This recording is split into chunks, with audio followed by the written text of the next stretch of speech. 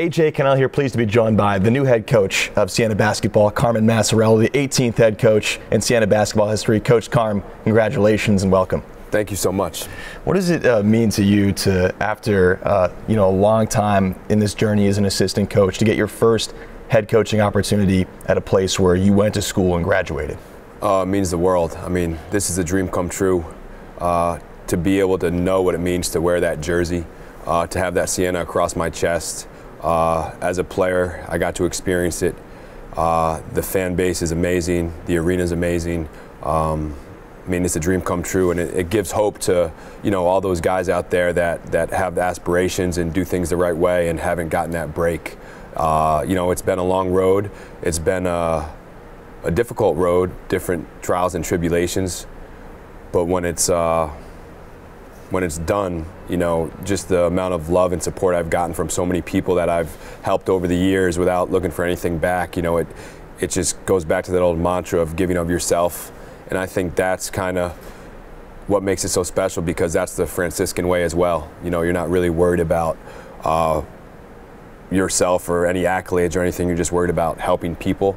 And I'm just excited to have a bigger voice now and be able to help this community and get back to, competing and winning MAC championships. I mean, that's what it's all about.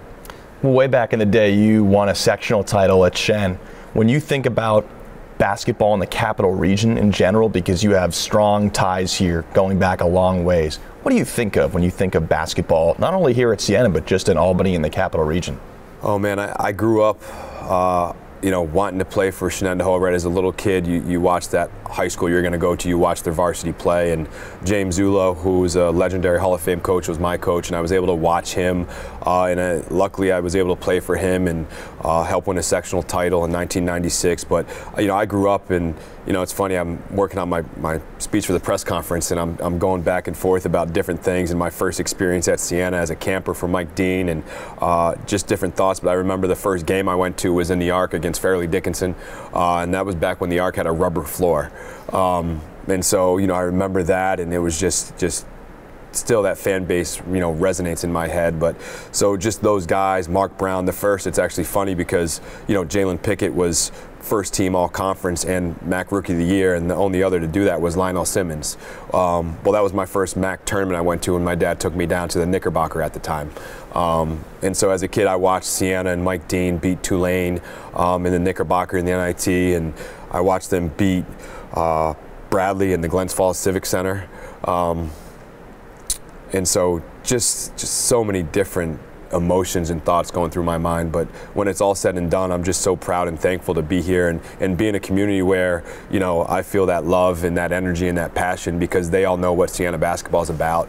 And I'm just excited to get out in the community. I'm excited to, help build this thing brick by brick. And, it's a journey, but you can't, really get too farsighted. You got to stay in the day by day. And it's just about Siena basketball. 18th head coach in Siena basketball history, Carmen Maciariello.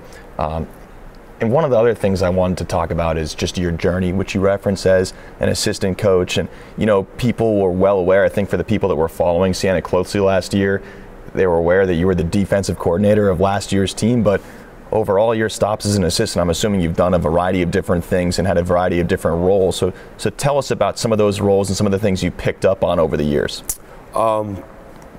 It all started back here with Fran McCaffrey. I got done playing professionally in Italy. I loved it. I loved being able to say, I was a professional basketball player and that I got to get paid to play the game I love. But I needed more. You're on the road, you have a practice in the morning, a practice at night, you're taking a nap in between, and then you're doing the same thing day in and day out. And so I needed more just to kind of fuel my mind and to kind of quench my thirst for the game I love. And that's kind of where I figured out I wanted to coach.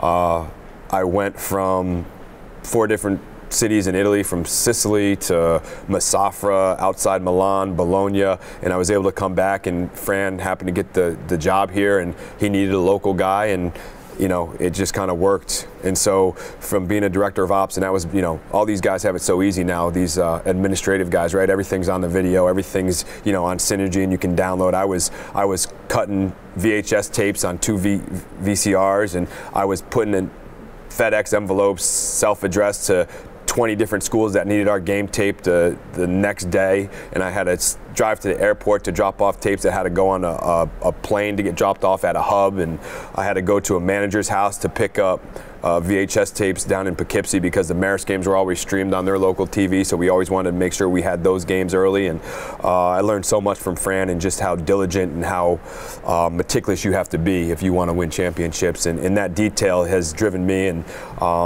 from there, I was able to latch on with Ed Cooley at Fairfield with a 2-year stop in between coaching an AAU program, the City Rocks, and I was actually one of the first players ever from that program to go Division I. So, you know, I'm not that typical AAU coach. I was a player of a program and helped kind of build a program, and so that was special. And then, you know, to Fairfield with Ed Cooley for his 3rd, 4th, and 5th year before he moved on to Providence, and we broke a school record for wins and won a, you know, postseason tournament out at Colorado, or postseason NIT game out in Colorado State when Tim Miles was there.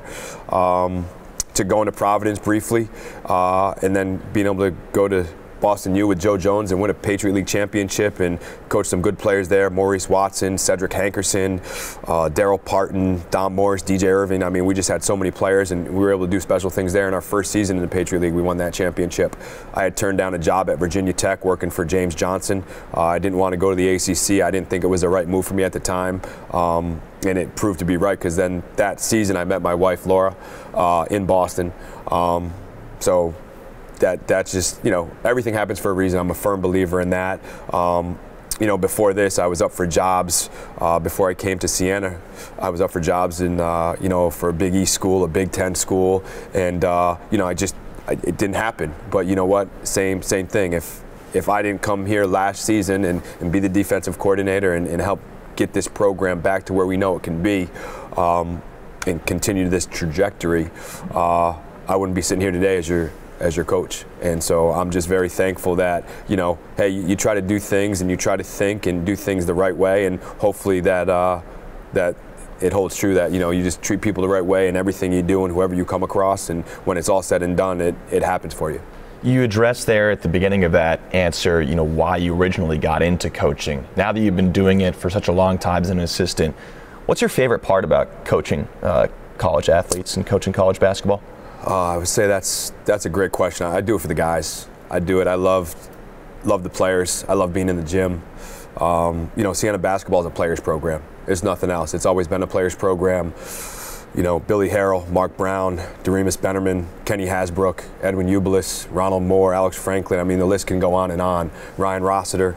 You know, all those guys just have done it and understand what it means to be a Siena basketball player. It's so great that they come back here in the summertime and our guys get to know them. But when it's all said and done, you know, I don't do it for anything but the chance to make an impact in young men's lives and to give back to, you know, the game that I love so much. But it's always about the players. I mean, that's what drives me every night. That's what, you know, keeps me up thinking about, hey, how can I help this guy? How can I help that guy? And just we're fortunate, you know, all of us here to be at Siena, to be able to put on that uniform, to be able to, you know, just be around great people that all care about each other, and that's why I do it. I think people are excited about your hiring because they're hopeful that some of the success that happened last year can just continue going forward and be built upon next season. So when you talked about, you know, the fact that it's a players program and how much you appreciate coaching these athletes, what about this specific group? Because you've had a year with them, and just your impressions now, you know, after really being a part of year one with this new group at Siena, and what you're looking forward to about this group in particular.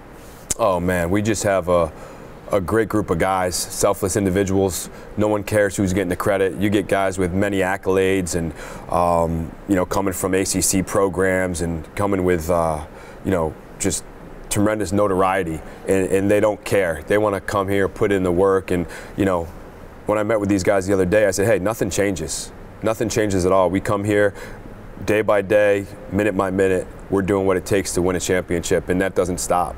And so, you know, Elijah Burns and Don Carey and Manny Camper and, you know, even the guys that are just graduating. Evan Fisher, Kevin Degnan, Braden Baer, Paulo. I mean, it's just so special. I mean, Kadeem Smitten, what those guys did and what they accomplished last year, I mean, it just epitomizes what it means to be a Siena Saint.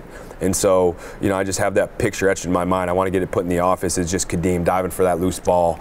I mean, just those images just resonate in my head, and it speaks volumes about who these guys are. So, you know, Siena's a players program, and as you know, we could go through a list of all the former guys and present guys and hopefully future guys, but you know, it's about all these guys that are here today, the guys that have believed in us and our vision. And it's not about me. It's never going to be about me. It's going to be about the community. It's going to be about our players, and it's about them always being able to give of themselves too, because that's what we do here at Siena College. We're givers. I think for that reason, though, people are really excited to have you take over as the new head coach of Siena men's basketball. Carmen Maciariello, class of 2001. Thank you so much, and once again, congratulations. Thank you, A.J.